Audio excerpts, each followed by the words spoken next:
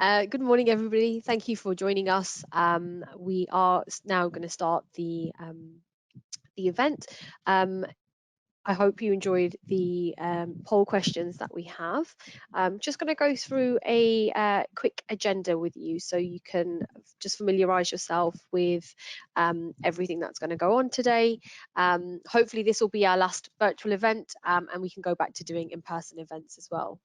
Joining me today is going to be Andy, who will be taking you through our keynote and show you the latest in Qlik, especially in SaaS. As a bit of a demonstration for you.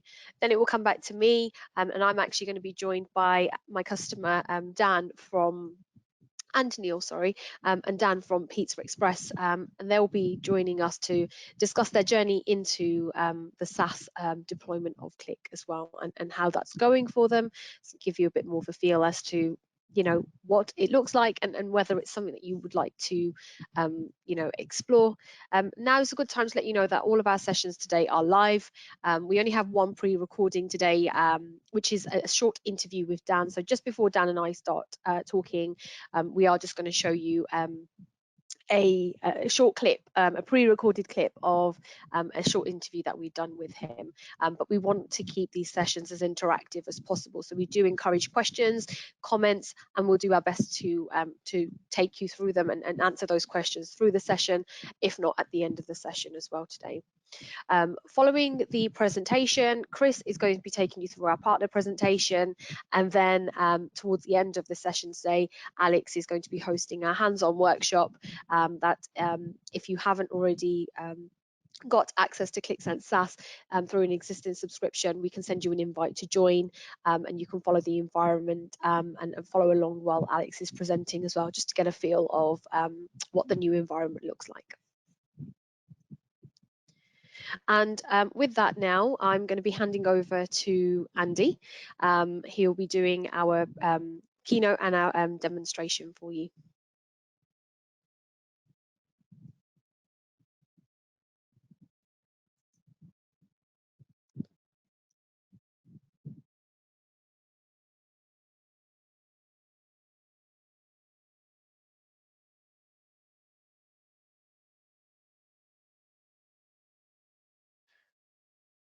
Good morning, everybody. Thanks for that, Sharon.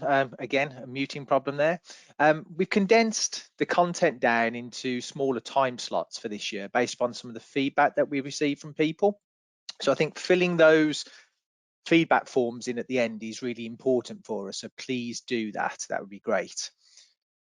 The vast majority of today's webinar is looking at product, but I'm going to set the scene quickly with a few slides first of all. So for years and years, we saw indications that it might happen. Our increasingly interconnected world was only increasing the chance of it happening in any given year. In fact, multiple years in a row, major global organizations predicted that this year would be the year, and they would pour millions into convincing others they needed to be ready. Then some organizations would take up the call, declare that they were taking action and they were ready, but not really do too much of substance. And it's amazing, despite all the talk and information, how few organizations were actually ready when it did happen. And I'm sure that you're all guessed what I'm talking about, the biggest, most long-lasting change of 2020. And of course, that was digital transformation. As the pandemic set in, businesses had to rise to a new challenge.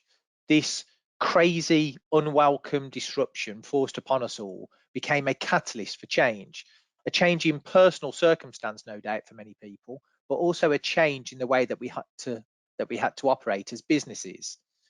Digital transformation projects, which normally would have taken months and years to plan and execute, were completed in a matter of weeks. Everyone suddenly had online ordering and were delivering services remotely. As a small example of this, we changed our training material design completely to fit a remote audience within a few weeks. We've seen other smaller companies pivot in just days. Another example is Zumba, whose entire business was based on a network of independent instructors delivering in-person fitness classes. Now, they went from a standing start to a global online community in a matter of weeks. And what is it that made all of this possible? Well, of course, it was the cloud. The pandemic created conditions where people were open to radically new ways of working, but the ability to execute on these changes were not only possible because of the agility and scale provided by the cloud. Those small companies didn't need to set up new online environments, they just needed to sign up. Zumba didn't need to produce new hardware, build from the bottom up and then roll out slowly to ensure scalability. They only had to integrate existing cloud services and skin a brand new branded user interface. And while the initial phases of the pandemic forced change and drove cloud adoption, the benefit of cloud and SaaS in general will continue to be a competitive advantage for organizations who embrace it. And we see three main reasons for this. First of all, ease of access, providing your entire workforce with reliable, secure access to what they need, regardless of where they are, be that working from home or sometime soon traveling around the world, we hope. Secondly, rapid adoption. As innovations and new capabilities come out, all your teams get access to them right away without IT needing to lift a finger to upgrade something. And agility and TCO. As conditions change, you too can change. If usage spikes, you're covered. If a new use case is developed, you can just start running with it. And there is no need to have people monitoring, upgrading, and optimizing. All of that is part of the service, so your total cost of ownership is reduced. Analytics is now benefiting from power of cloud as organizations strive to maximize the competitive advantages you get from good use of data and analytics. We can make things easier and more efficient with cloud, but we mustn't forget the ultimate objective. The life of an organization is made up of business moments, some big, some small. They occur at variable intervals and they're rarely predictable. However, in nearly all cases, they require some kind of action, a shift in direction in order to mitigate risks or take advantage of an opportunity. The problem is these moments can be easily missed. And when they are, they can be translated into missed opportunities as well. Take, for example, what if you were a food delivery or restaurant and you missed warning signs of dissatisfaction about food quality because your systems are not capturing data from social media? What if you're a bank and a sudden large withdrawal from a key customer does not trigger any alerts in your systems? What if you're a manufacturer and your systems fail to record anomalies in purchasing trends from a large retail account leading to supply issues? What if you're an emergency services dispatcher and you're unable to reposition ambulances and fire engines to optimize coverage and response times? To seize these business moments, organizations need to arm their people with up-to-date, real-time insights and compel action to be taken. Now, I suspect that many of you are familiar with the maturity model that represents the type of analytics that we perform. And for those of you that aren't, it essentially goes descriptive, what happened, to diagnostics, what did happen, to predictive, what will happen, and finally prescriptive analytics, how can we make it happen? And I like that model, but shifting from one maturity status to another based upon a combination of value and difficulty is less helpful than the idea of an analytic maturity model that encompasses all forms of analytics across multiple use cases. Prescriptive analytics only often being tagged with the question, how can we make it happen, rather than actually making it happen. And Qlik favours an alternative view where we focus on the way that we do analytics and the type of data that enables us to apply different types of analytics to new use cases. This is where we see active intelligence providing true value, not replacing what went before, of course, but embracing it, capturing the ability to apply multiple analytical practices to increasingly real-time data that is governed, trusted, and encompasses business logic drives more value than just asking what we should do. To put that into context, the promise of active intelligence is to tap the pulse of your business before, during, and after you build a dashboard, and then action it. A little over a decade ago, I think it was, the financial crisis, distressed organizations struggle to find needles, so their insights, in haystacks, their data.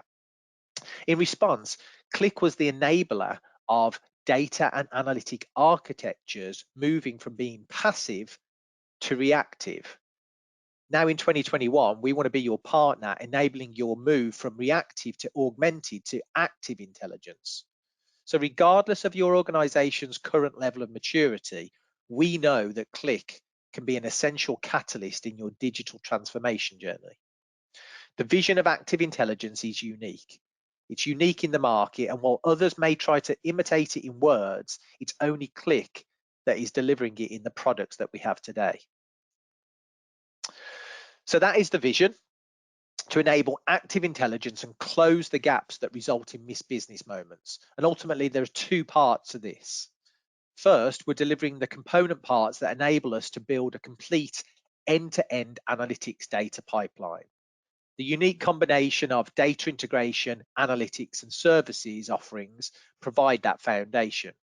We're leveraging it to close the gaps that prevent our customers from getting true value from data. The gap between relevant and actionable data and actionable insights, and finally those insights and value. And we do this by freeing data from silos, making it accessible to all types of users so they can understand it and uncover new insights. Second, by building this pipeline of data and analytics, we can start to exploit it by innovating along the supply chain to address new use cases and deliver new solutions that bring active intelligence to life through the real-time delivery of data and insights that don't just inform, but ultimately drive collaboration and trigger action. You, our customers and partners, consistently tell us that you're looking for more than what a tool or point solution can deliver. So almost there with the demo, but Qlik carried out some surveys and asked customers why they think Qlik is right for them. And first, it's critical to look holistically at what Qlik offers. It's more than just visualizations, more than dashboards, and more than just data replication and movement. Qlik is a facilitator of data-driven transformation. You see Qlik deployed across all use cases as customers get up and running quickly in the cloud offering as individuals and teams, right up to the most demanding, complex enterprise environments that are characterized by large amounts of data from many different sources that would need to be carefully managed and governed. The data integration platform is designed with a scale and high performance approach to data replication, which enables real-time data delivery. This, coupled with change data capture, warehouse automation and cataloging, means that Qlik can support customers at a scale only others can only imagine. Next, Qlik's associative technology unquestionably leads to more insights than any other platform.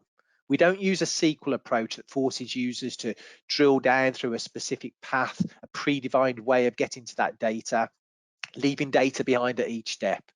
Qlik users find as much value in what's not associated as what is. None of our competitors do this. Finally, it's only Qlik that provides an end-to-end governance framework that enables IT to collaborate with the business to make governed, approved data sets available through the enterprise. When you take this framework and apply it to an open platform with unique hybrid cloud deployment option, Qlik stands alone as the choice for customers looking to avoid lock-in, address local governance needs, and reduce costs. In summary, you, our customers, tell us complexity, self-service, governance, scalability, and cost predictability are the key needs that only Qlik can deliver holistically. The result is a lower total cost of ownership and more business value. So to bring a little bit more colour to what we've been discussing there, I'm going to give you a high-level demonstration of Qlik Sense in the cloud, so Qlik SaaS offering. Some of the areas that I skim over will be addressed in more detail by my colleagues in the upcoming sessions. I'll just move over another screen. So what you see on screen at the moment is the Qlik Sense Hub. Okay, it would be if I got the right screen in place.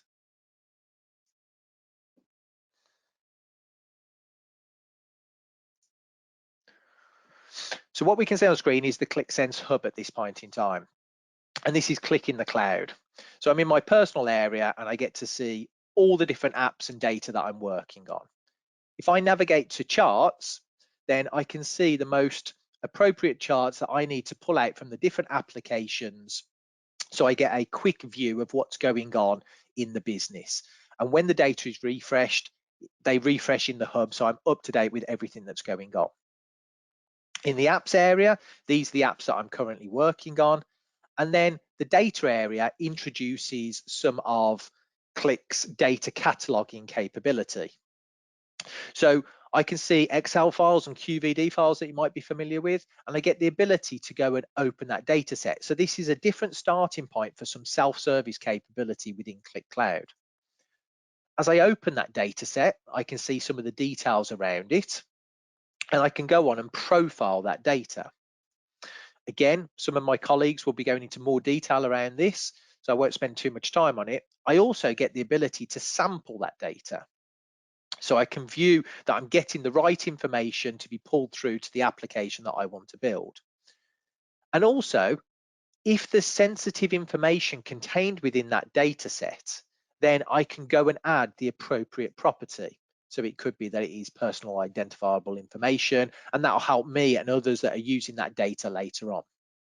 What I'm going to do is just create an application directly from that governed data that's come through. So from one single click, I can go and set up retail sales, retail apparel sales data application. So we go and create that, and then Qlik is pushing that data that's already been governed through that data pipeline work into its associative engine, so that we can then go and build visualizations or start our process of looking at the insights that are being generated. So I get the option here, and I'm going to go directly to insights. So Qlik's cognitive engine now is being clever at looking at that data, and if I click generate insights, it's offering up suggestions about visualizations that we might want to use based upon the significance of the data that it can see within that data set. I can go and add those to my sheet, but I'm not going to do that right now. I'm going to add some additional data into this application. So Qlik is not linear in that process. We can be halfway through building a dashboard and then go back and transform some more data, bring some additional data in. So it gives you ultimate flexibility with how you do things. If I flick back to the data manager, then I can choose to add some additional data in, but this is where it gives us a bit of an insight into what the visual data preparation area is like, and we can, do some transformations at that point in time. If I just click on data, this gives me a breakdown of some of the standard connectors that are available to me in Qlik Cloud. So if I'm wanting to pull information through from something like SAP, or more popular Snowflake now, if people are using data warehouses, or I want to use a RESTful API, then these are the standard connectors that I can use to connect to the data that I need to pull through. I'm just going to pull through a standard data file at this point in time, just to show you some of those capabilities. So I'll click on more sales and order data. This is a simple Excel file that is representing multiple tables that sit within that data set. I'm going to select them all and just click on next. So again, this visual data preparation area now, Qlik wants to help us out with what's going on. So it will assess that data, and it will look at how it can join that data together. So as I preview, it looks like we're joining, but this is a difference between Qlik and lots of other products on the market, we don't really join data together, we associate data. And what that means is we don't leave any data behind. It's not a traditional SQL join where you have a master file and a child file. Essentially, we're bringing all the data through that we need so we can see what is and what isn't associated. I'm just going to apply all of those. I won't make any further changes at this point in time, and I'll click on load data.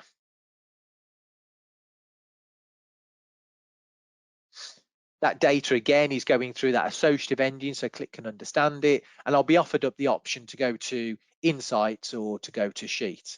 Again, I'm just going to go to Insights. So as we've gone to Insights, I can generate some more insights, but what I want to do is look at this logical model. So this logical model that we have, I'm just going to edit a behavior. This is what really drives the ability to ask questions of the data through Insight Advisor. So what we'll do, I'll delete that and I'll build it from scratch. So the one that's been built for us already, I'll create a behavior, and Qlik tries to group pertinent information together. So we have some order details that it's noticed. And I'm going to sort of base that behavior on the default calendar period that's been built, and that's the order calendar. And I want it to offer up suggestions so I can analyze data on a year, quarter basis rather than a year, month basis. So I can create that behavior. Then when we go back to Insights and generate those insights, one of the first visualizations that you'll see shows me how that logical model behavior that we've set up is driving the insights that are being generated for us. So we can see here within this visualization that we've got a sum of quantity that is between 2020 quarter 2 and 2020 quarter 3. And that's great. So we can then start looking at these different visualizations to see if we want to add them to our sheets. I'm going to get more selective and narrow it down by saying, actually, I'm interested in category name, country, discount, and I can go and select the different fields that are of interest for me as I want to build out my charting capability. Now, as we do that and scroll down, we can see the different visualizations that have been created for us. So here we have a map. I'm just going to go and add that to a sheet. We've also got this Pareto analysis here, so it gets some more complex calculations that are in place. So I'm going to add that to my sheet as well. And then if we look at this visualization, it's opening up something different. So I'm just going to make that large screen for a second. Qlik is suggesting a whole dashboard for us through the Insight Advisor. And it's taking into account the logical model behavior that we've set up as well. So it's also basing it upon those results last quarter versus this quarter. And it's giving me the gauges and visualizations and tables that I need. So I'm going to add that completely as a sheet. The other thing that I can do there as well is if I, rather than selecting fields within this selection process, I can just type in a question. So I might say cost of good and discount by country and type that in. And again, Qlik will offer up the best visualizations so that we can see what's on offer. And it won't just offer up one, it'll offer up multiple ones, but it's also giving me additional insights as well. So I can see there the total cost of good is 114,000 and discount is 13.2. So as I scroll down, I've got this visualization on screen, which again is another scatter plot. If I increase that in size, we can see that it's using what we call k-means. So essentially that is just clustering information together. So based upon the, in this case, the cost of good and the discount, it's clustering the different countries together where those elements are similar. So that's something that I might want to add to my sheet as well. So I'll add that to my new sheet. So we've added a few different charts on there. If I go to the sheet now, we'll have a look at the sheet that we've got, my new sheet. Then, of course, that's not the only way that we can add visualizations to a dashboard. I can go in and manually edit this sheet now and utilize the artifacts that we have on the left-hand side. So I've got access to the fields on here, and I might want to just drag and drop the cost of good on there. So I'll go and drag that on there. And Qlik is using chart suggestions to show us the best visualization to represent that data. So at this point in time, it's showing me a KPI. Now, if I go and drag on category name, that will change and it will represent that information as a bar chart, because that's the best way to show that information. Now, if I turn chart suggestions off, I can get a bit more granular on the changes that I make. So I want to sort by the cost of good, and I want to make it look like the rest of the dashboard. So I'm going to change the colors here and then base that upon the measure that's in place and use a diverging gradient. So I've simply added that onto my dashboard, and everything, of course, is plumbed in and connected as soon as you load that data into Qlik. So as I go and make a selection here of the top 3 category names by cost of goods sold as such, and maybe the top 3 countries, everything flexes and we can see what's going on. And as I move to my next sheet, that sheet that was created for me, that context stays with me wherever I go, which is fantastic. Across the breadcrumb bar as well, we're also given additional insights into what's going on within Qlik. So as I drop down on country, we can see our selected countries are showing in green, but I can also, as I scroll down, see all of the other countries that are in light grey. So they are other possible countries that have got costs of sales against them for those categories I've selected, until I get to the bottom, which is Norway. So Norway is greyed out completely and it doesn't disappear from view. We still get to see that information, but we can see that Norway doesn't have any cost of sale against it, so therefore probably no sales against it. And we can see that in the table below as well with what's represented.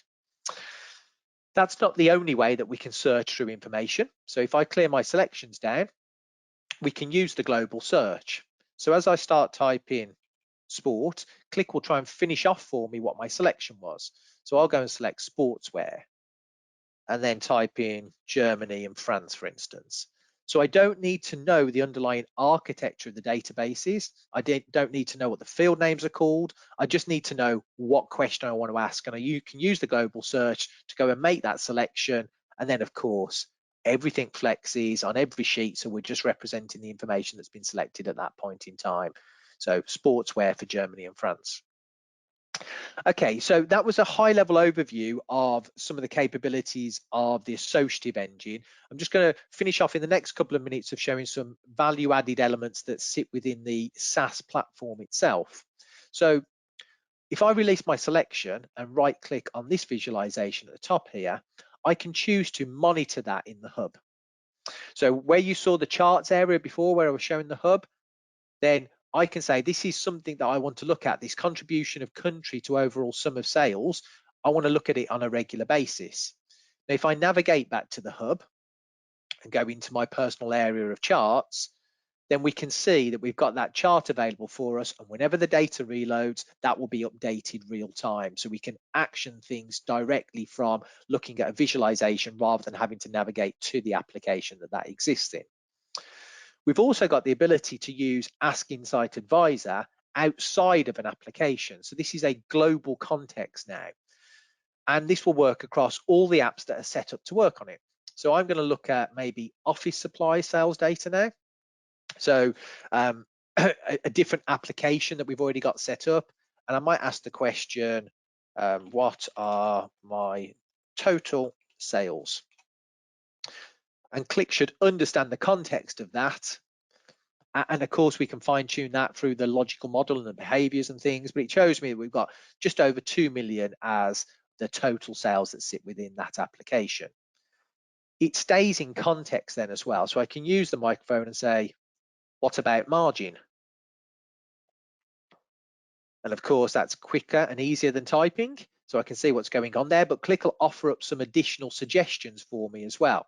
So looking at those suggestions, I might say I want to analyze margin by city. And as I do that, it's offering up insights, but also visualizations for me so I can navigate directly to that application if that's what I need to do. So I'm going to say I want to explore this further and go into that application so we can see exactly what's going on. And of course, it takes me into the Insight Advisor area where it asks that question and it will show me that margin, which is great. Now, we've been there before, so I don't want to linger on this, but what I will do is go to the sheet. And using some of the additional capabilities, we talked about people being formed in a real-time basis. I might want to set up an alert. So again, I can right-click on any visualization that sits within Qlik, and I can choose to create a new alert. Now, this is on margin, so I'm going to call it margin monitoring. And the information I want to be sent to me, I want to know about that margin percentage.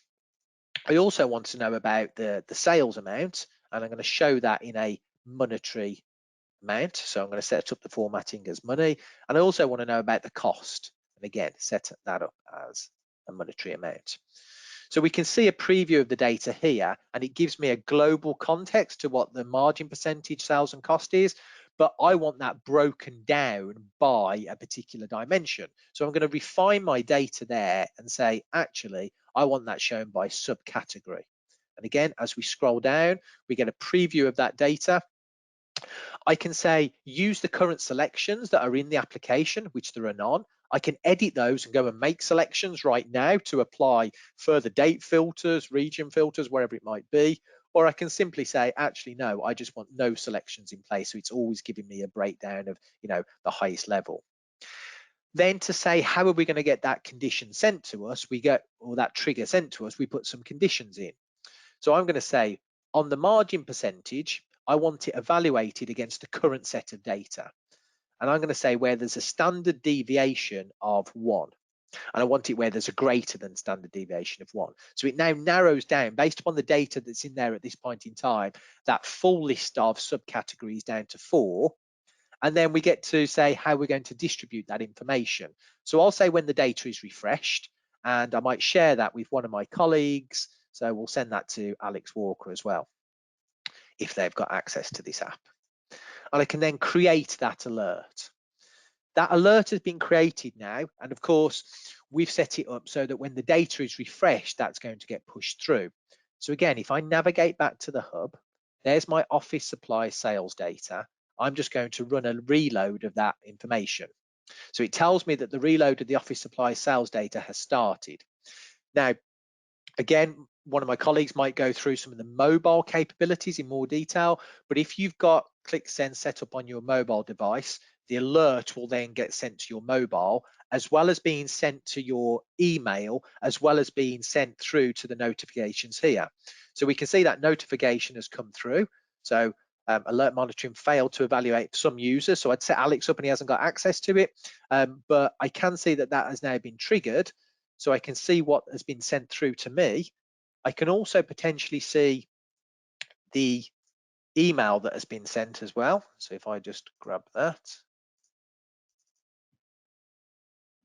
there we can see that it's attached the data and summarized the information for me, and we can navigate them back to the application, view it in the app or view the details, or if I select one of these, so I'll just select paper, then it will take me back into the application, but it will also apply the filter to give me the context of the sales, margin and orders based upon that subcategory of paper. So that's really just the high level overview that I wanted to give you of Qlik Sense with some breakdown of the additional features. And I'm just going to summarize that in one final slide for you and then hand back to Sharon. So what you've hopefully seen is how we're increasing the value of analytics to an organization. We free data not only from on-premise sources, but also from cloud to cloud in a multi-cloud hybrid cloud environment. We're then creating new data on top of that raw data that's really driving the next step of the analytic journey. Then being able to characterize and describe that data by using the data catalog that I showed. Last of all, we take that data and we drive it into a full life cycle of the analytic picture within a business by including insights in a traditional analytics application, but expanding that to alerting and expanding that to insights in the hub, expanding it to being able to do sharing and collaborative work. We like to call this the analytic data pipeline, which is bigger than just the data pipeline, which is really about driving data into a target. It's really about managing that data throughout the entire life cycle from source to insight to action. And as such, we're actually going to harden this notion of analytics data pipeline on the systems so that you can actually go and create them, orchestrate them, manage them, and consume them on behalf of other problems that you're trying to solve. So with that, I'm going to hand back now to Sharon, who's going to take you on to the next session.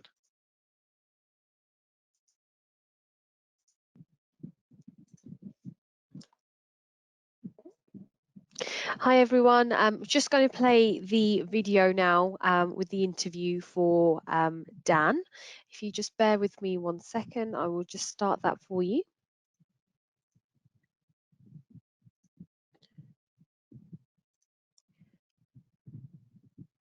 Following this interview, we will then just go into the Q&A. So the video itself is actually going to be about 18 minutes long.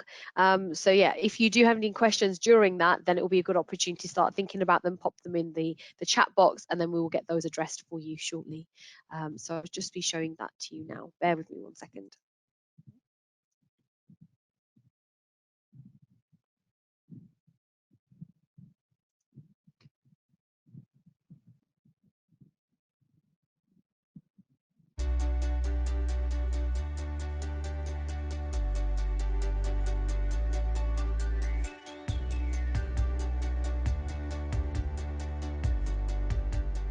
Qlik Express is a bit of a British institution, you could say. I mean, it's been around since 1965, so one of the longest running kind of casual dining companies. We have around 400 restaurants in the UK and Ireland. We also have around 20 in Hong Kong and around 10, 15 in the UAE as well. My role in kind of BI is showing how data is so powerful and help people's day-to-day roles.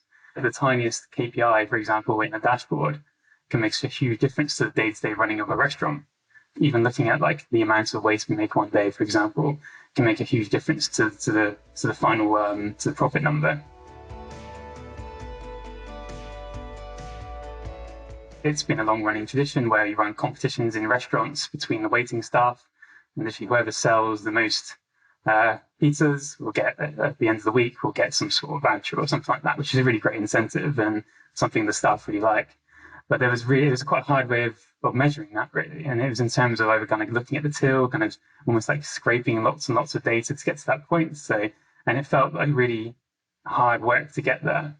And we had all this great kind of till data all sitting in our IT systems, and kind of felt, okay, well, there's clearly a want to use data in some way, and we clearly have the data. So what was really helpful was I was able to join those two things together in a really nice way of doing it. And Qlik is the great enabler of that in terms of not only providing the data in a really robust way, but also in a really nice visual way. It's probably going to highlight some parts that you could never consider before. And I think that those are kind of the main kind of really high level areas where I believe it could help.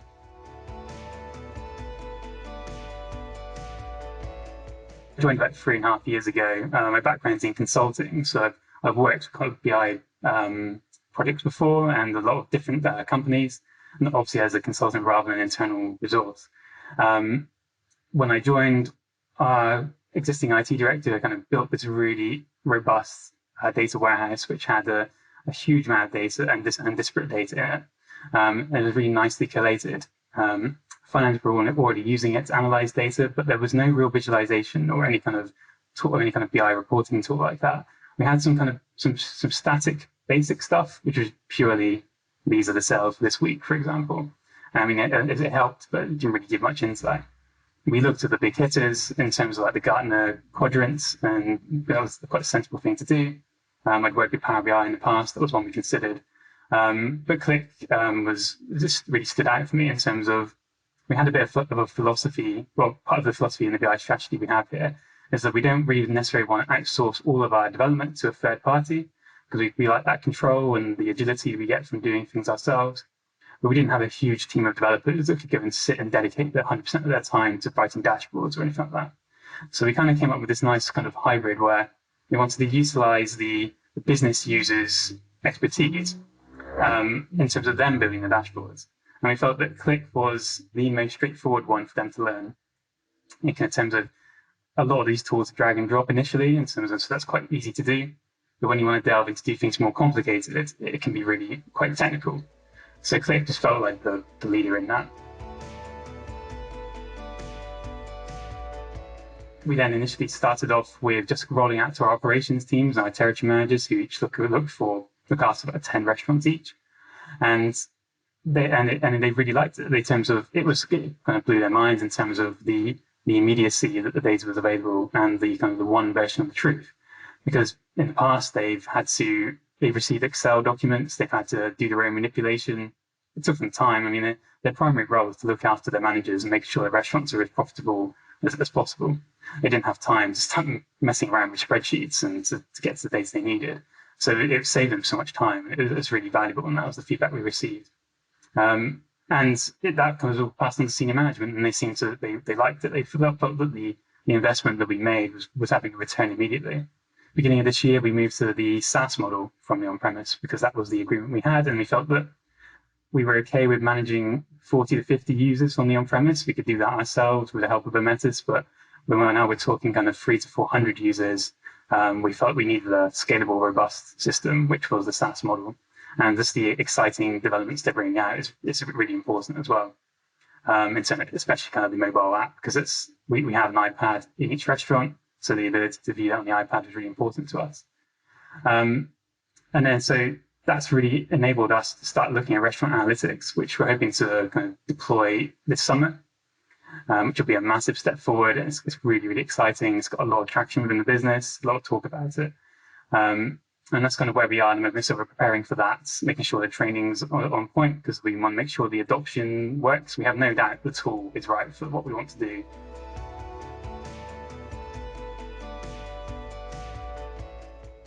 In terms of the SaaS model, I think we had a few issues around performance in the past with on-premise, so we've got no worries about that anymore with SaaS.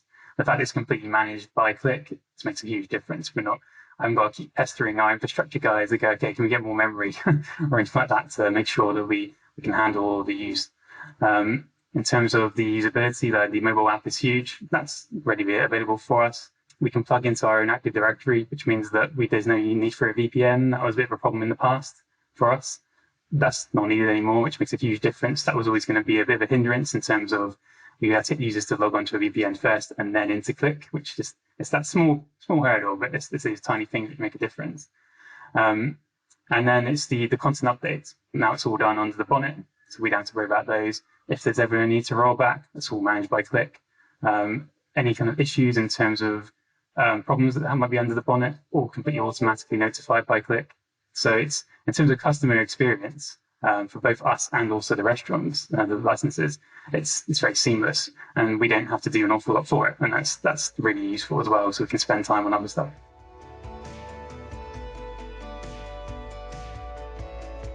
We've pinpointed these super users, which I think has been a really important point.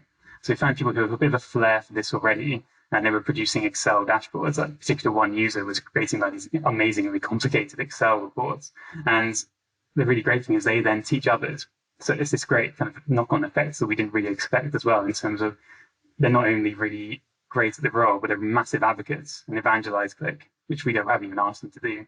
I keep track of all the logs of Qlik and everything, so I'm quite a bit of a geek in terms of how people are using it, type of thing. We've seen this a massive take up of it, and people, not necessarily a good thing, but people logging in very late, very early.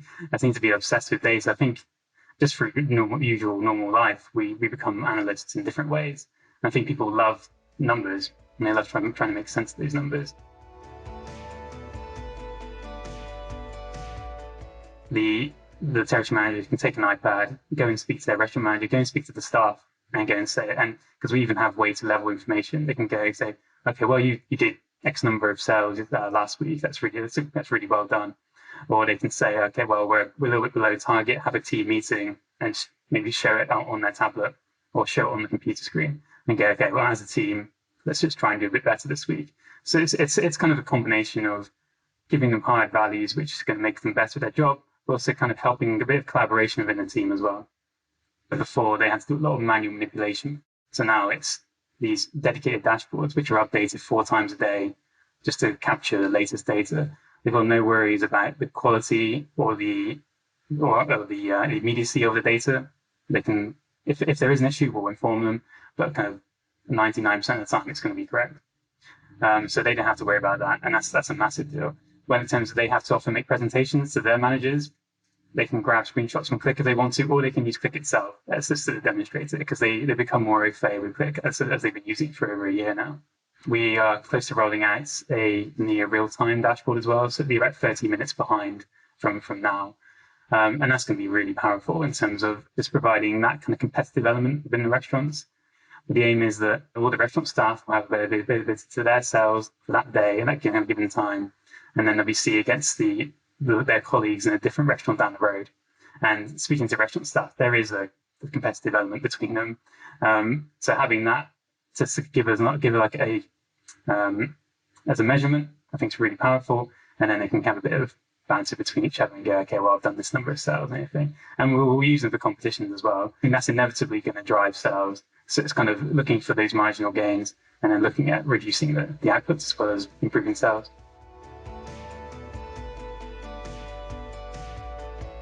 It's kind of 4 main KPIs they really focus on. So the obvious one is sales. Another one is waste. They put it on the table and haven't put it through the till, for example. Another one is the customer feedback, which is super important to Pizza Express. And so they can pinpoint not only those quantitative feedback in terms of the cleanliness, the speed of service, those type of metrics, but also we've actually recently brought in comments as well from the customer. So we've actually produced this nice word cloud. So we've got make it really, really obvious if there's a particular bone of contention for customers. And then the other one, which we're bringing through shortly, which is for our kind of company scorecard, is our attrition. So the number of starters and leavers effectively in the last three periods, which is, again, it's important. The hospitality industry is kind of known for its large churn of employees. Having this data available in Qlik for the restaurants makes a massive difference to them. We know it's a single version of the truth in terms of which numbers they're using. It also means that they get the data really quickly to them. So they're not having to wait a day or two for important statistics. They have it available to them within a couple of hours, or in the case of our real-time dashboard, in the last 30 minutes. So, I mean, that's going to make a massive difference to running a business, and sometimes a multi-million-pound business for one restaurant.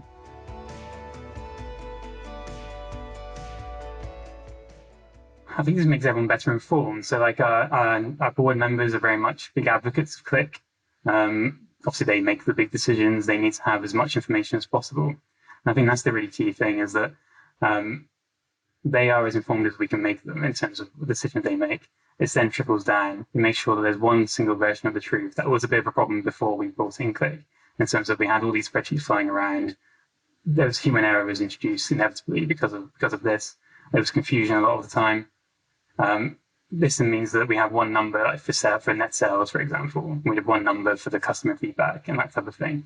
So I think it makes a huge difference, and I think that's really helped the company going forward.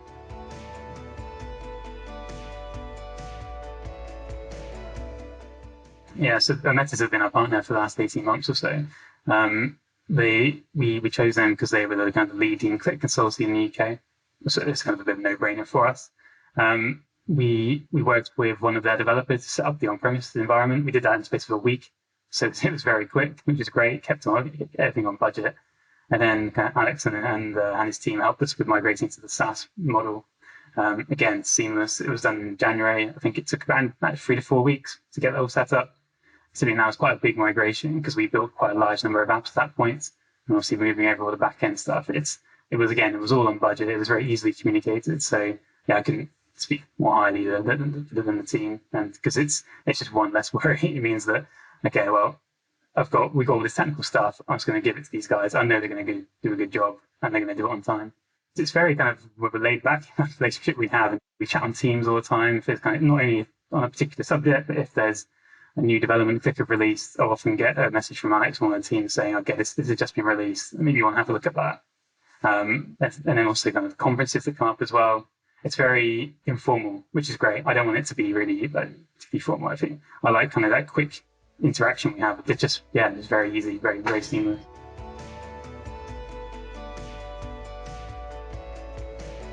my aspiration is after we've deployed to the restaurants and deployed our company scorecard, we'll start moving into other departments in terms of, like, for example, the marketing and our HR departments, because there's huge use cases there. But also making use of some of the new SaaS tools that are going to be available. Like, for example, we had a call with one of the Qlik team on Blender a couple of weeks ago, just showing us the capabilities of that. I think that's really, really exciting. I quite like the fact that Qlik are focusing a lot of attention on the back end, not just the visualizations. And I can almost see, maybe not in the next 12 months, maybe a bit further after that, is almost making the Qlik platform kind of a all-encompassing end-to-end BI tool.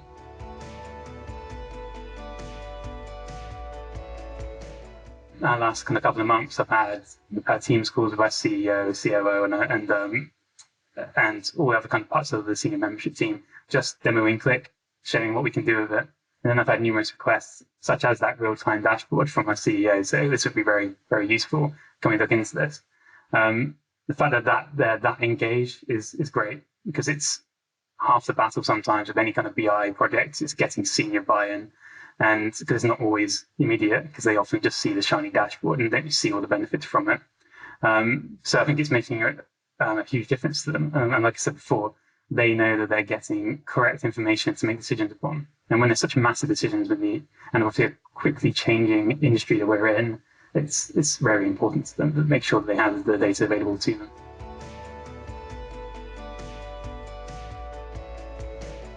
I had a bit of pushback originally because we were using the Microsoft stack, and there was a lot of say, okay, well, let's just use Power BI because it fits in with everything else.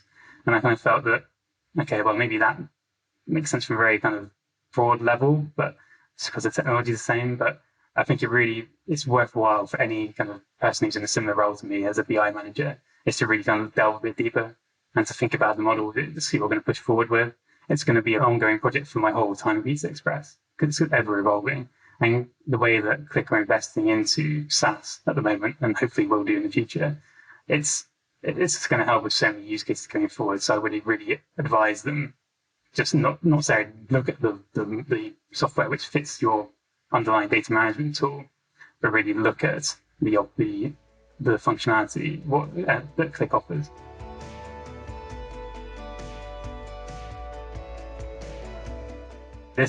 It's a great hybrid model, like I mentioned before, where we take real ownership of it. We can do our own development, but then we have Ometis there as almost like, okay, well, guys, we don't know how to do this bit.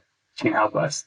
Migrating to SaaS, for example, we probably would have struggled with doing on our own, purely from not just a resource perspective, from an expertise perspective as well.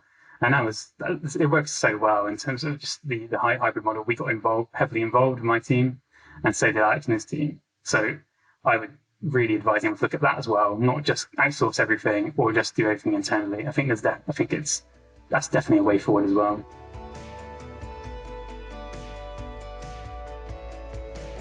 The launch of the real-time dashboards, I saw a massive spike in use. I had emails from the CEO and everyone like that saying, "This is great. This is making a massive difference to us." Being able to see the cell, being able to, like, if there's an issue, being able to fix today rather than having to learn tomorrow from it. So that was good. That was a good moment.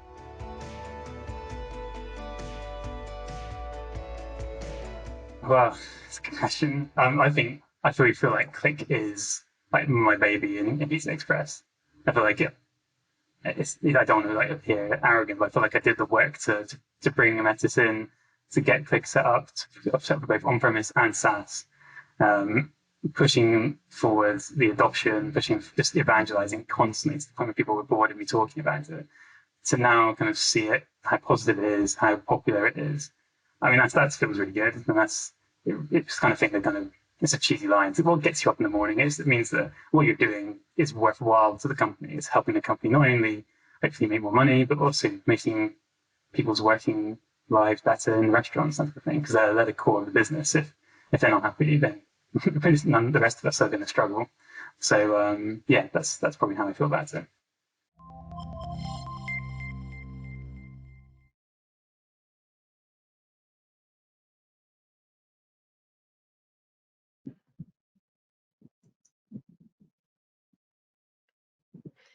Hello everyone, do hope you enjoyed that video of Dan explaining how their journey has been, what they have found useful, and excuse me, we will shortly just invite Dan on into this chat, so we can start asking some questions. We do have a couple of questions that the audience have asked, so if by all means you do have any more questions, like we said earlier, we'd like to keep this conversation as interactive as possible, so please send over your questions and we'll get them introduced and asked for you as well.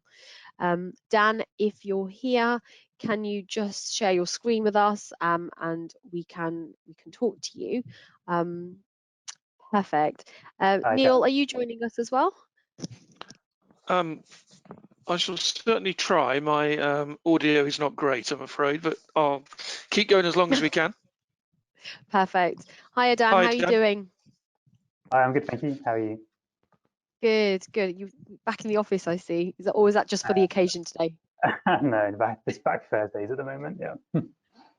Perfect. No, that's excellent. good. Well, thanks for obviously joining us today. We're quite excited to talk to you, in particular as a hospitality business, going through a sort of real life digital transformation that we've been talking about, because in as amongst, you know, every company would like to do these things and want to go ahead and do that.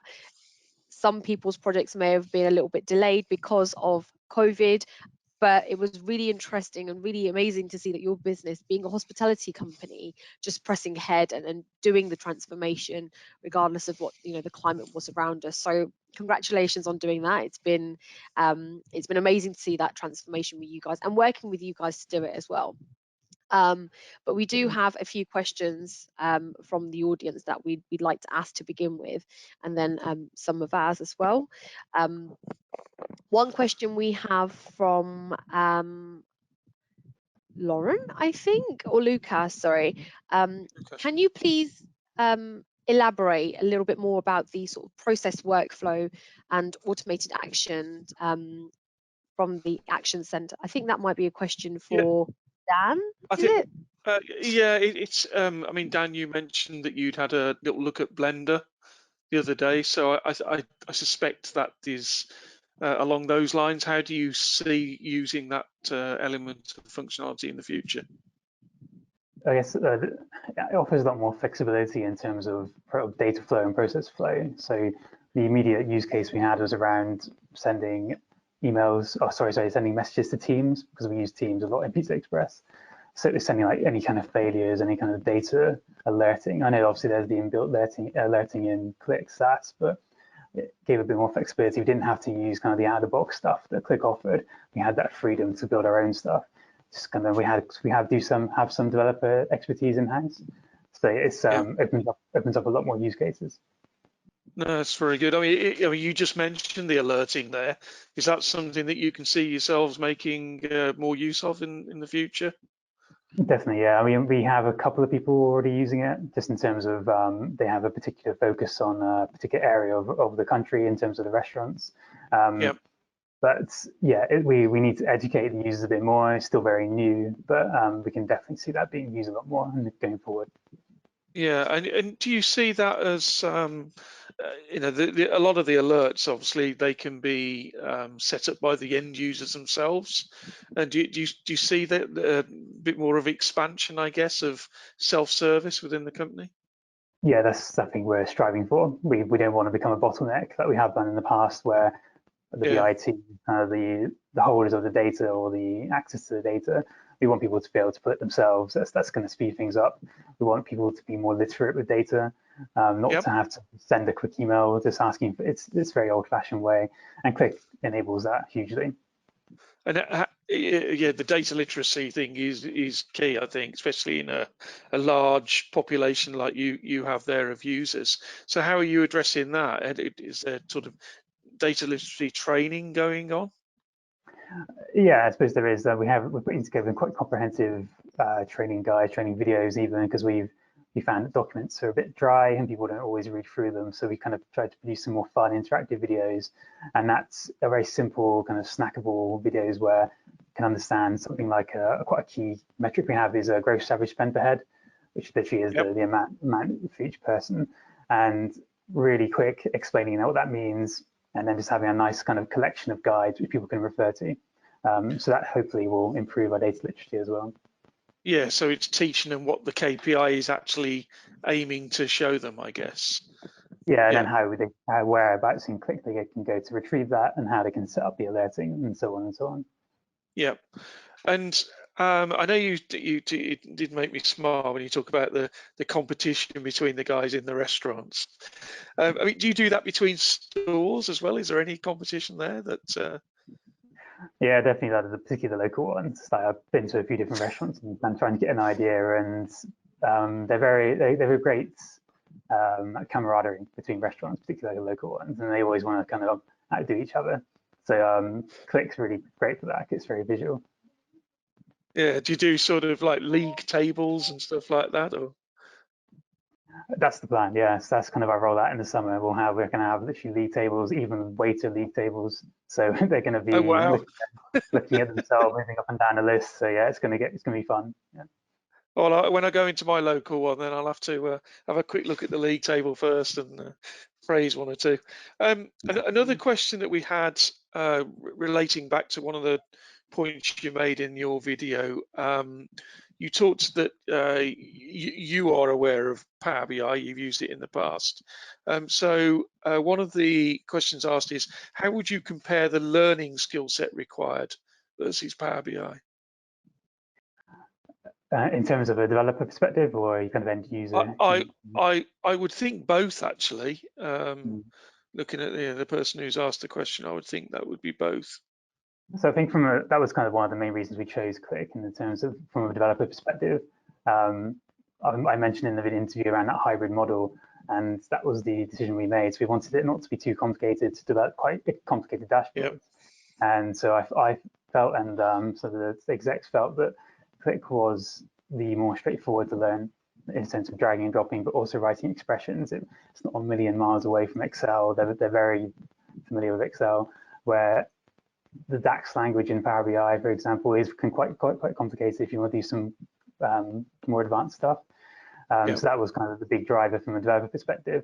In terms of end user, again, I mean, a lot of visualization tools are similar, so it's kind of a lot of muchness, but Qlik had that really kind of clean feel. When remember you coming in, Neil, and demoing it to us, it had a really kind of fresh look and everything. I'd worked with Power BI. Thanks for mentioning that, Dan. And yeah, had a really good look. And clearly Qlik had kind of put a lot of time and resources into Qlik Sense since kind of moving to that from Qlik View. So yeah, it felt very well presented from an end user perspective as well. Okay, no, that's good. That's good. Any of the new functionality coming up that excites you? I know that we spoke briefly about notes, I think, the other day. Yeah, notes is going to be a really interesting one. I think, again, with the ops managers we have work really collaboratively, even though they obviously have responsibility for kind of like 10 restaurants each, but they're talking all the time, they're trying to get advice. So where they can share that information would be great. And also where territory managers can pass on information to their restaurant managers who they're responsible for. So if we can kind of kill off all this like email chat and all these Teams messages, and we can get it all kind of consolidated into a Qlik, that's going to be so helpful. And I'm really excited for that one. Yeah, no, absolutely. There's another question come in. Do you use Qlik Sense for flat paginated PDF reporting? I mean, some of that is brand new in SaaS, but you can copy and paste into PDFs. Do you do that one? When we were on premise, we were exploring the end printing because we still have some static reporting, which is really crucial to the business. When we moved to SaaS, we didn't take end printing with us because we saw the roadmap for Qlik SaaS and felt that we could go with the new functionality. And obviously seen this week that they released subscriptions. So we'll try and make use of that to try eventually replace that static reporting that we have in place at the moment. That's kind of the end goal. And we feel that subscriptions could help us with that. Yeah, no, fair enough. I've got another question coming from Sam. So he's talking about Soter, which is version control. How do you guys don't use that? I don't think at the moment. So how do you manage version control currently? So we do it all in Qlik. We have kind of development spaces where we only give access to the developers, and then we have quite a rigid system where we know that there's the owners of each app, and then we have developers on those apps. We then have kind of a change control process, which is kind of offline, which we manage. So we do probably need to look in some sort of source control, but we're kind of focusing our time on some of the more kind of rolling out to restaurants and taking advantage of the new developments. Yeah, absolutely, because those are on-premise only products as well. One of the things I remember us talking very early about that I know you were planning to do in the future was look at social media data incoming. Is that still part of your plans? Yeah, it's certainly on the roadmap. Our marketing team are looking to use Qlik more and more now because we have some kind of customer data as well. We'd like to kind of build in a customer journey if possible. Social media is going to be part of that. Obviously, we have a presence with Facebook, Instagram, Twitter, and so on. So we're definitely going to want to make use of those APIs and pull in that data because it's only going to enrich it further. So, I mean, is it as simple as you tweeting about certain offers that you have for, I don't know, is Tuesday a quiet night for you? So tweeting on offers and seeing the effects that then that has through the billing system. Is it as simple as that? It's probably perhaps a bit more complicated, but I think the idea is to look at the impact of certain campaigns. So we're running our free for only one at the moment. So it's kind of looking at the hashtag free for only. Are they?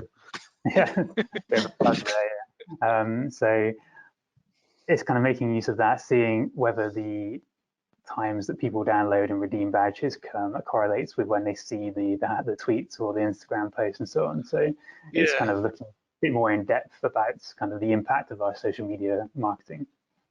No, it's excellent. No, it's good to hear that it's carried on expanding since we first spoke. I think we're running out of time actually at this point because we need to get on to Chris's section. But thank you very much for your time. It is much appreciated. If other people have got questions for Dan that we haven't got round to or they think about afterwards, please let us know and we'll forward them on to Dan, and he's kindly volunteered to answer them if he can. Yeah, will do. Okay. Great. Thank you very much, Dan. Appreciate your time. Thanks, Dan. Back to you, Sharon. Thanks. Thank you. Felt like a weather woman. Back to me. Hold on a second.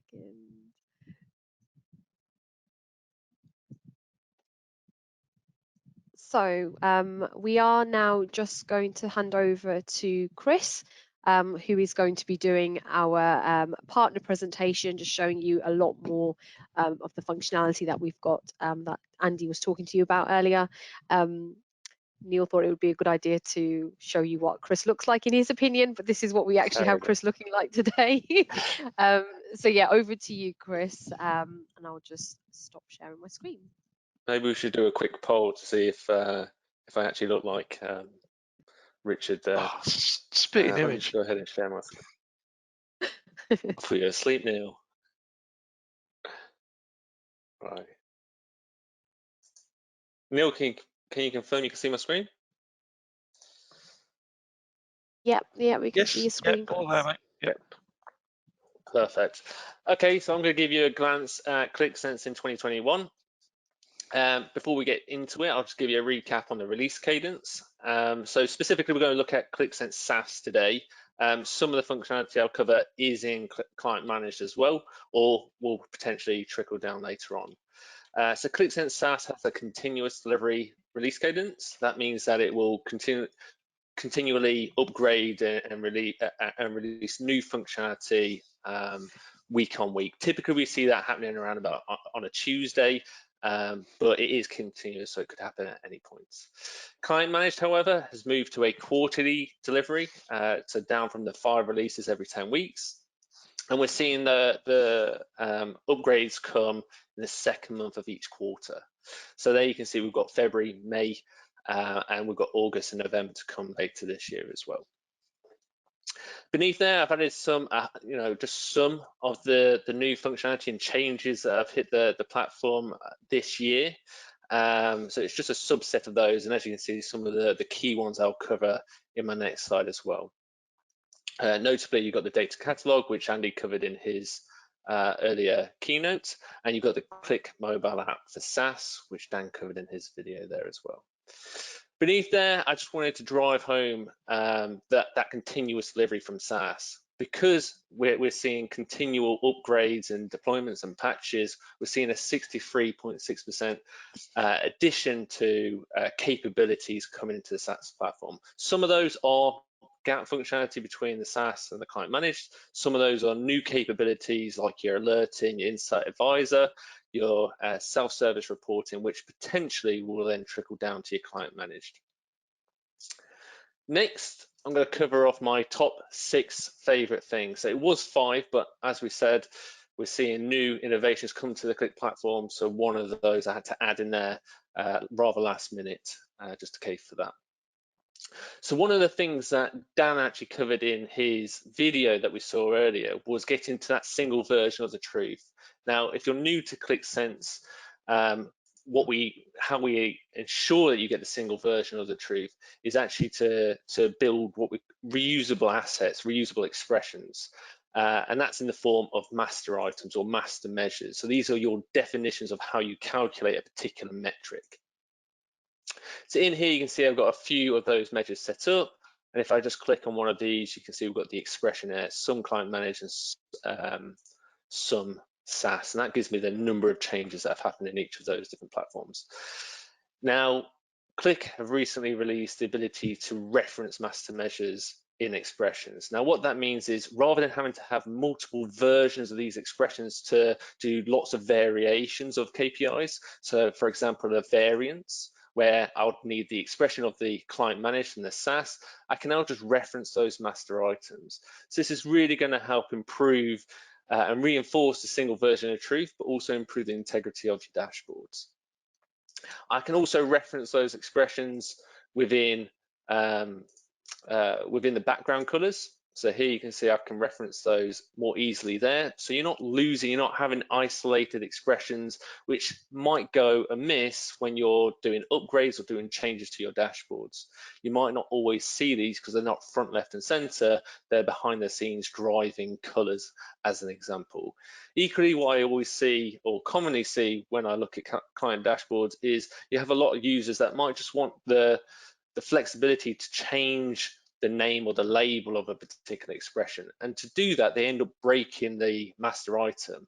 Now you can do that, still reference the master measure, but then get the convenience and flexibility to relabel that to fit the size of a particular box or to make it more descriptive or more user-friendly should you wish.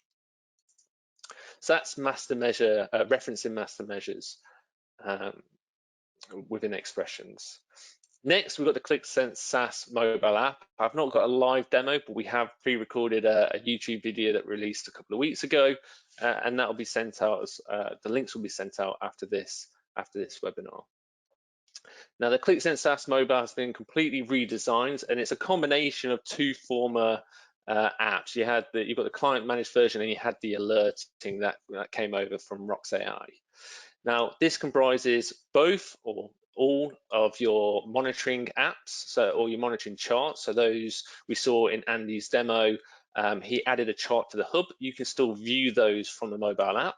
You've also got the ability to consume your applications, so you can actually create a mobile collection in order to have them all highlighted and ready for consumption. So you don't have to sift through all your apps if you've got many of those within the hub. Equally, you've got the ability to download for offline use. So if you're on the go, on the plane, on a train with limited connectivity, you can quickly and easily still drill into your data and get to those key KPIs.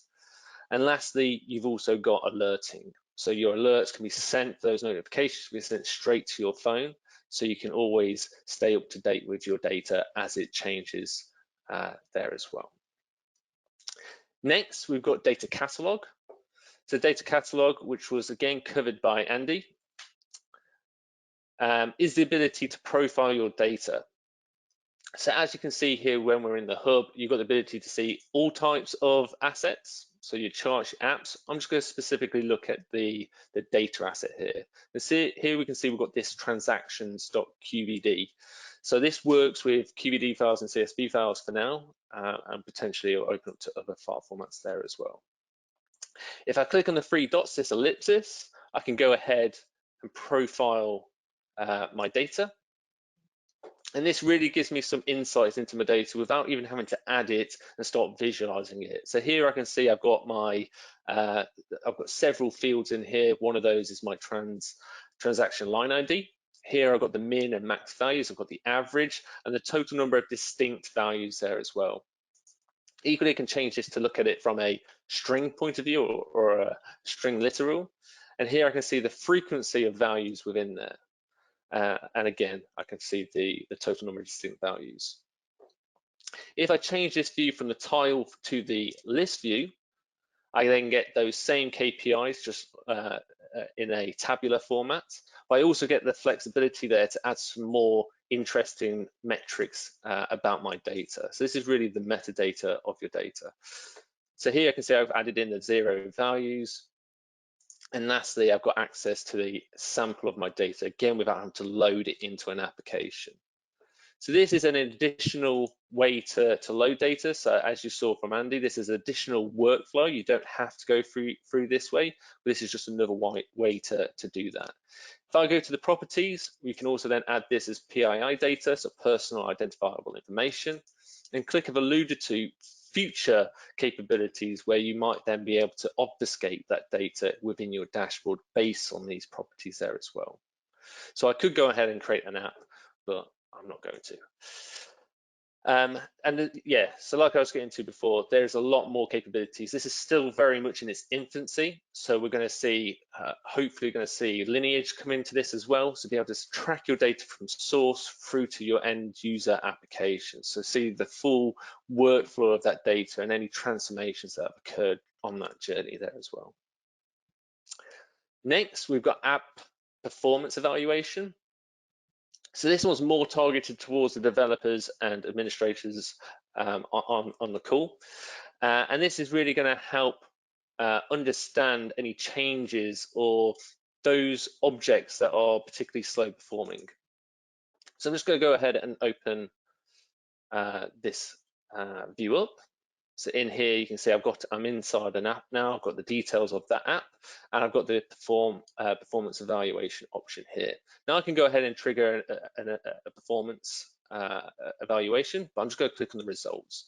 Before I do, you can see that I've got some interesting information here. I've got the app size, the number of rows, and the number of objects there as well.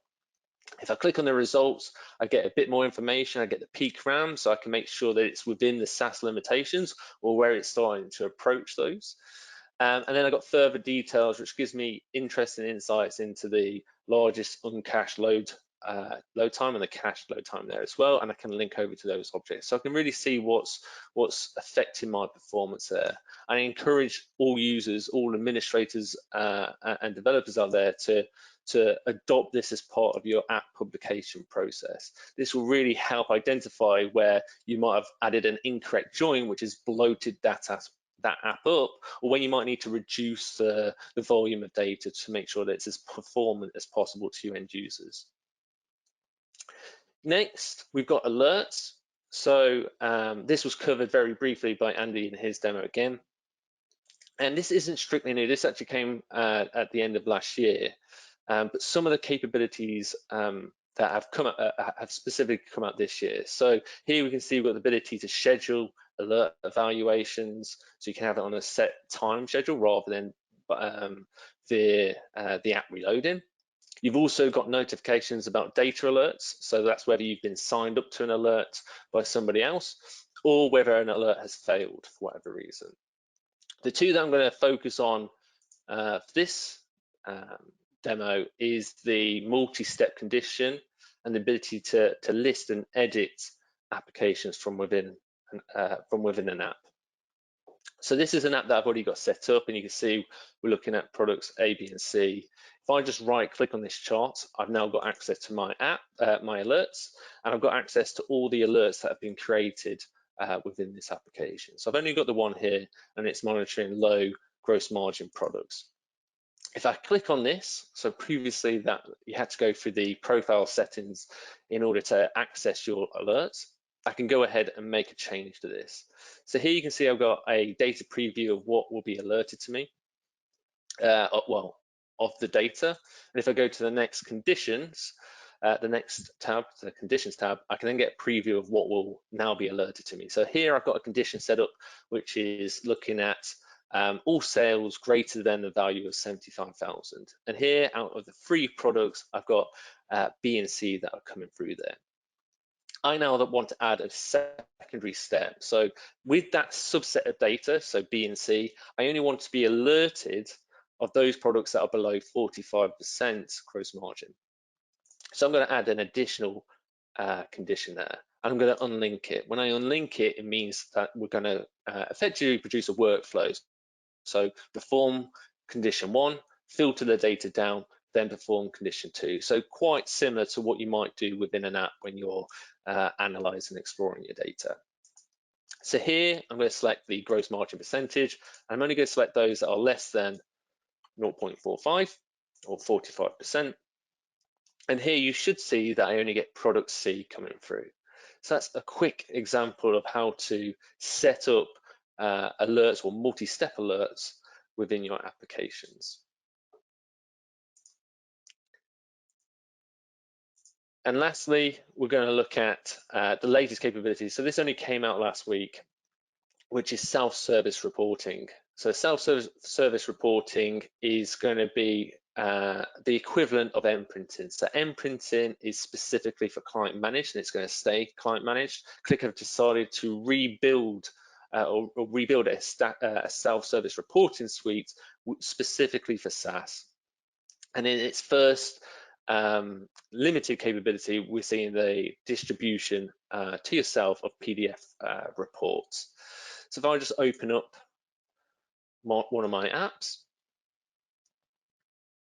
here we can see how quick and easy it is to subscribe to reports and get them sent to us. So I can either choose to send an entire visualization, or I can filter my data down, and it will remember those filters when I subscribe to this particular chart. So I can just right click, and there I've got the subscribe button. And here I can choose to give it a title. I'm just going to leave it named as is. And I can also then decide on when to send it. Either I can go weekly or monthly, so I can set the specific days or the last day of the month. I'm actually going to set it to weekly. Again, I can select multiple days, so all the weekdays or a specific day in question. I'm just going to set the time to 11:23. I'm going to subscribe to that particular chart. And there's my little notification that the workshop is going to start following this session. So if you haven't subscribed or you intend to do it, make sure that you've done all the steps necessary. So whilst we wait for that, I'm also going to subscribe to a sheet. So in this form where you can send a PDF report to yourself, you can either subscribe to the chart, but also to the sheet as well. Subscribing to the sheet is exactly the same. So I'm just going to set that to be 24, just give it the time. And I'll subscribe to that as well. What you'll notice when we get these emails is with the chart subscriptions, you actually get an image of the chart within the email plus a PDF attachment there as well. That will then, and they've or improved the quality of the PDFs there. So I'm just going to wait for this to come through. There we go. If I just make that full screen, there you can see that we get the chart, we get the PDF, and like I say, they've improved the quality and the resolution of these exports. So now, even if you just download it manually from the application, you'll benefit from these latest changes. Included in the email is the ability to then go ahead and open it up in Qlik Sense. If we look at the sheet one, it's exactly the same, but you don't get the image in the email body.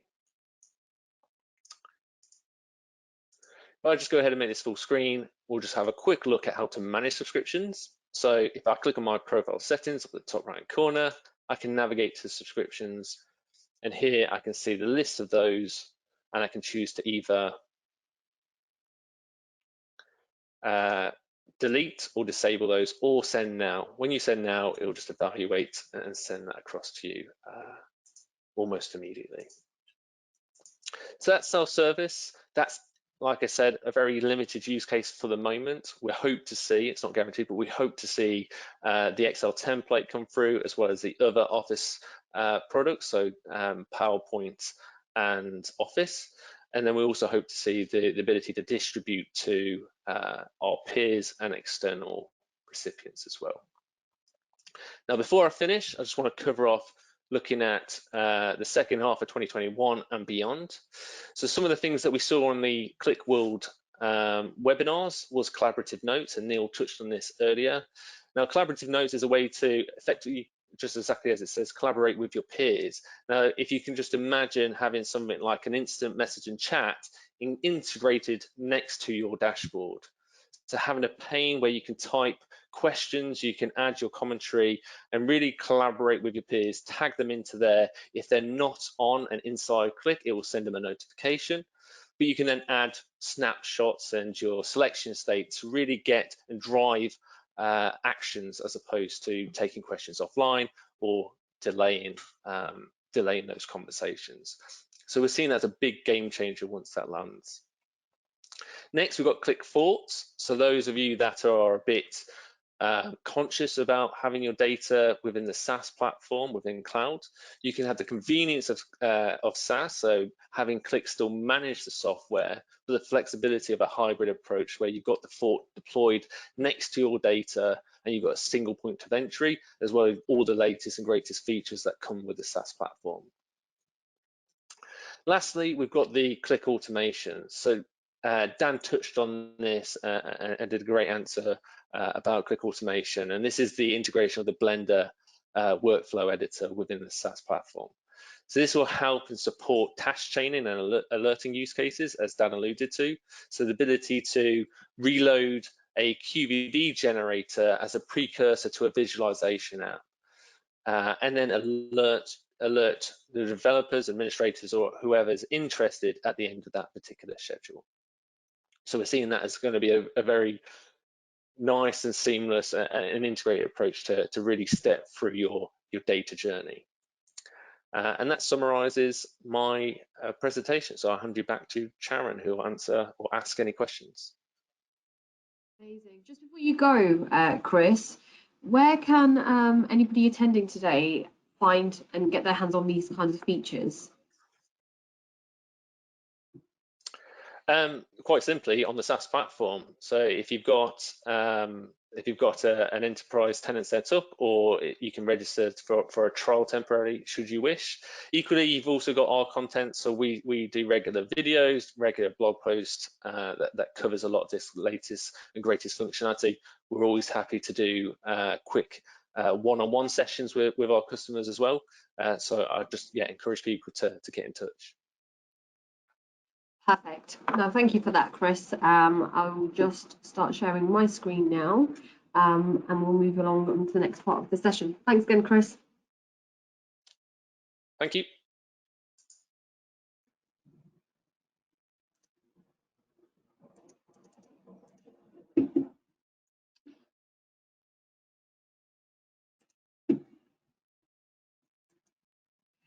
So I just have a few announcements before we pass on to our next session.